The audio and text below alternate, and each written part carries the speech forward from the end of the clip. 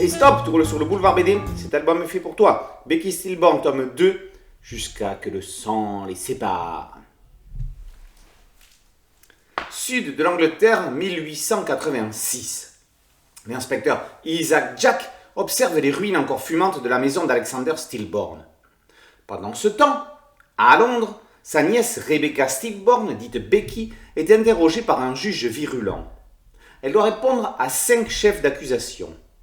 Importation de produits non approuvés par l'autorité de médecine britannique, administration de substances non autorisées, expérimentation sur des êtres humains, erreur médicale et homicide. Elle risque la pendaison. Refusant de plaider coupable, le procureur l'accable. Que la cour prenne garde, Becky pourrait s'enflammer. Arnaud Michel poursuit la trilogie fantastico-polar de son héroïne Becky Stillborn dans une Angleterre victorienne au relent d'une époque qui change et que les aristos ne souhaitent pas voir évoluer. Ils sentent le vent qui tourne et s'accrochent à leurs acquis. La société est phallocrate. Il est reproché à Becky de ne pas être mariée et par conséquent de ne pas avoir de tuteur mâle, ce qui fragilise encore plus sa situation. Mais Becky est féministe avant l'heure. Un féminisme symbolisé par ses pouvoirs fantastiques. Son enquête sur la mort de son oncle va la mener dans l'antre de la folie. À l'instar d'une Nelly Bly qui s'était faite volontairement interner, elle va entrer dans un asile en tant que soubrette pour retrouver le fameux Moonstruck.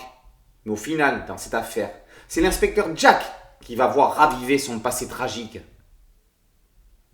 Graphiquement, Arnaud Michel tient bon la barre, avec des compositions monstrueusement efficaces dans tous les sens du terme. Les progrès depuis le tome 1 sont bien visibles. Le propos général de la série est plus profond qu'en simple apparence. Il y est question de folie, de résilience et de féminisme. Plus que le procès de Becky, c'est le procès d'une époque que raconte l'auteur. C'est sur la fluidité du scénario qu'Arnaud Michel a encore une marge de progrès.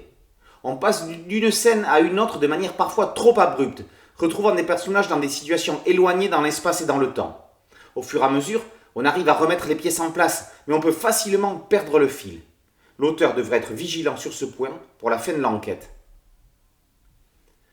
Entre sorcellerie, folie et satanisme, les plus barbares ne sont pas forcément ce que l'on croit. On en avait parlé pour le tome 1, les références à Seven sont encore plus marquées ici, notamment dans un final cauchemardesque.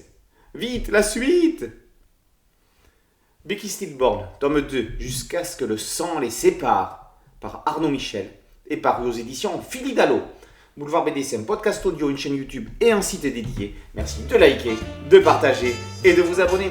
A très bientôt sur Boulevard BD, ciao!